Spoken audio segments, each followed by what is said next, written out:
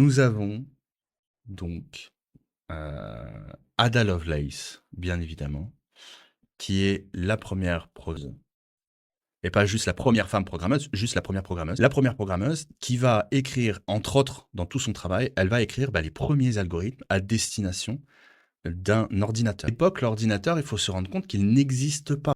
À l'époque, on a des machines à calculer avec des rouages, mais c'est tout. Il n'y a pas d'ordinateur, il n'y a pas d'électronique, etc. Il n'y a rien du tout. Son mari a pensé à une machine pour faire des calculs, pour calculer les éphémérides nautiques, pour avoir des tables qui sont données aux marins, pour que les marins puissent calculer leur position de manière précise. Donc il fallait des calculs qui soient justes et faut être convaincu que c'est juste parce qu'on faisait tout à la main avant. Donc il a imaginé une machine. Donc il a que imaginé, il l'a même jamais vue en vrai, sa machine. Elle n'a jamais été construite. Elle a été construite par des musées des siècles plus tard, basée sur ses propres plans. Et là, je vous montre le travail d'Ada Lovelace, qui a tout simplement écrit des algorithmes à destination d'une machine à calculer euh, dont enfin, c'était vraiment l'ancêtre de l'ordinateur. Mais tous les concepts étaient présents.